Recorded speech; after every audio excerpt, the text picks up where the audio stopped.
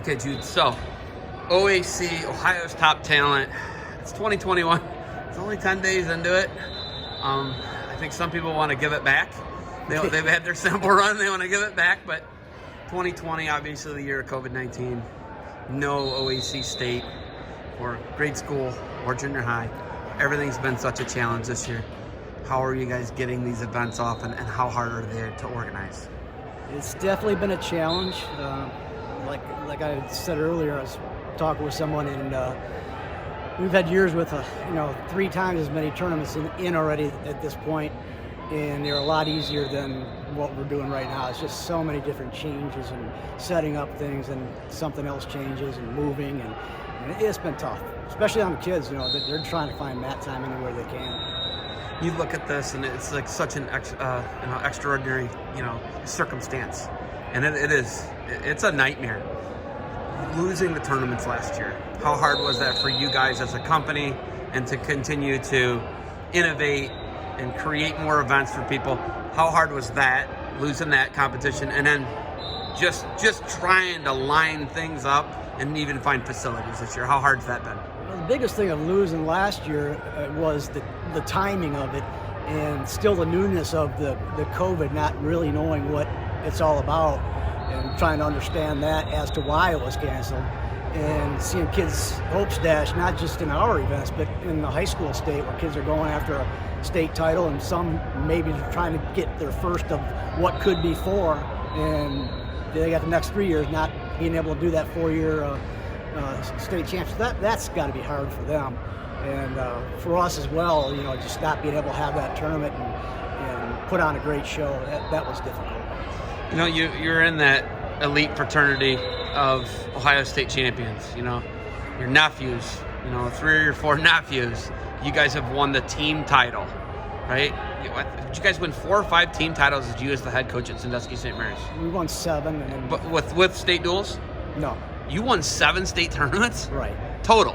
4 runner-ups, 7 states. And Jared was never on a championship team. That's right. That blew my mind. That is a good trivia question. That is crazy, right? Right. Because that too, like a lot. If you're asking me, that's who you built it all around, right? And that's your older sisters or younger sisters, older. Your older sister, she's a year older. That is her oldest son. Yes. So that's such a special thing, like when you think about it, it's such a special thing with the Oppers and the Roths were able to do it at St. Mary's. What's that like? What do you say to a kid who didn't have a chance to win a state title? Wow. That's tough. Coming with the uppers and having the pressure on them had to be tremendous, especially when Jared set up the bar for them, and the rest of them had to follow. It had to be tough on them going through it. And as a team, the pressure just kept mounting and mounting, which was great for me as a coach. I enjoyed it, and I like to see the kids perform under pressure. And I think that was a highlight of my career as far as coaching, was to watch them and how they set the bar and how the other kids followed all along.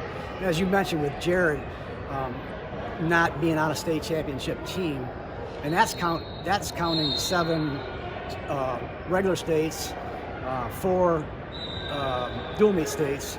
If you ask, so you won 4 dual state titles too. Right. So you won 11 state titles. Right. You didn't win 7. Right. It's 11. And they didn't start the duels until when we were in the middle of the run. You won it on a better system, in my opinion. I like that system better you won it on. Yeah, there's pros and cons. I understand everybody's in the pool and this new system, which isn't anymore, right? Yeah, Jared and I have talked about that system, and one of the things we went over and I mentioned with Jared was, why are we doing that, trying to create a championship series like that, when we could do exactly what football's doing? You could have a computer rankings based on designate number of dual meet matches you want to count towards your computer rankings. And each week you can check to see who's leading the computer rankings each week, and that draws the interest week by week by week what they're doing, and everybody gets a shot. That's what they should be doing. Football's been doing it forever. Why recreate the wheel when they're doing it well? So it sounds like to me you can either confirm or deny. I don't care what you do. Sounds like OAC might be getting in the business of the Ohio State duels. I don't know. That's what it sounded like to me, Jude. But you guys are you're business minded. You're forward thinkers. You thought of something. There was a void for the junior high and the grade school. You guys filled it in '99, and then later on, I think 5 years later, you started with the grade school. Within 5 years, you filled this massive void, and it's huge.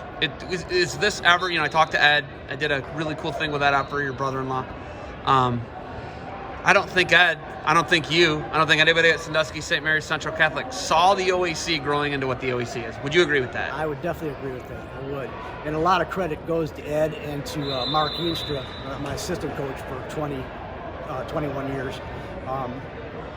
We got together, and that's how the entire OAC started, with just the three of us sitting around talking, what can we do to get everybody on the junior high level in one place to wrestle at one time, basically like the state high school does. And then we just took a year trying to figure it out, and the first tournament we had was a huge success. Brian Brakeman was there, and I think his presence there really gave it a special feeling for everybody, and he did a little article just like he did for the Brakeman reports for the high school for a number of years.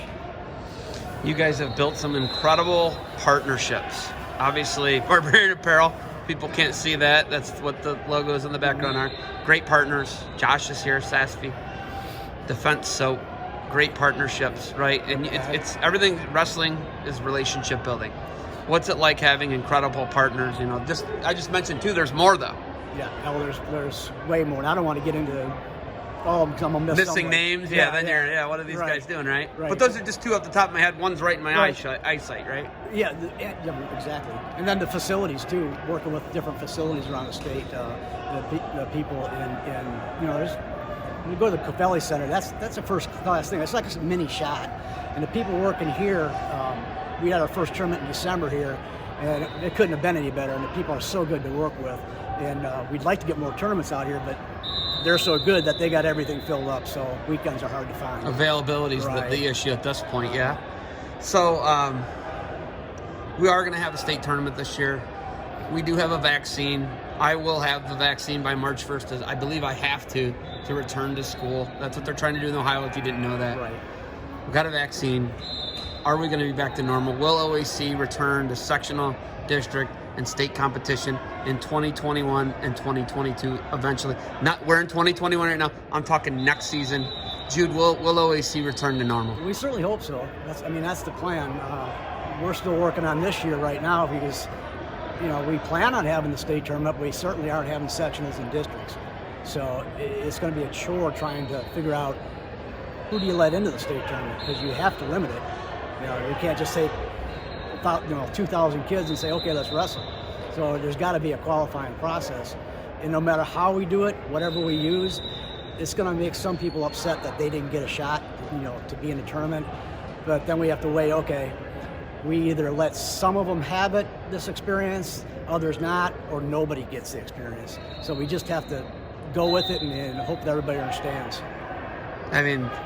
Logistical nightmare is the phrase I constantly use. That's literally what you guys are about to create. It's a logistical nightmare to figure out, and it's past, right? If you're a first year or second year person and you're a freak, you're probably not getting into that tournament. Very difficult. And that is going to be very hard, and that's just how it goes. There may be an exception or two or three, but it's going to be hard. That's going to be a hard ask for you guys. Yeah, it is, and you hate to crush a kid's dreams, but this is wrestling. We're the whole society right now has got bigger problems than what sitting out a tournament, and everybody's adapting in some way, shape, or form, and they just got to get used to it and adjust, and hopefully before too long we do, like you said, get back to normal, or whatever it is close to normal as we can get. Okay, so Ed Alford did tell me a story. This is what I'm going to close with. He told me a story. You were in the kitchen, I want to say. You guys lived, was there 7 of you in a 2-bedroom house or some insane? 8. There's 8 of you in a 2-bedroom house? And there wasn't even like a girls and a boys room. All of us boys shared a bed with a brother until I think I was in junior high. So, you're in you're in the same bed. I mean, we had bunk beds too. The other two were in the other two. So we're waiting for somebody to get out of the house and get our own bed. Yeah. And he said these things. He was telling, Ed's is as honest as the day. They don't make them better than that offer, obviously. No. You hit the lottery with a brother-in-law. Good work. Yeah, absolutely. Said he's at the house. I think you're a sophomore. You started as a sophomore, right? And he said you're lifting weights. Right. Might have been your junior year, actually, because you started as a sophomore. No, it's between my summer and Sophomore and junior year. Yes. He said you're lifting weights in the kitchen. Right. And you said to him, hey, I'm going to be a state champ next year. And I don't think he trashed you or anything. No, I didn't say that. I said I'm going to state next year. Going to state, that's what it is. I believe that's what he said. And he's like, all right, man. Yeah. And then you got the job done, and you started wrestling as a sophomore. You won the state by the time you're a senior. The first match I saw, I was in. That's crazy. That's insane. Yeah. That's just not, I don't even care even in today's specialization. That was hard to do then, Jude. It was difficult, and I realized that, but back then, you got to understand, it wasn't like it is today.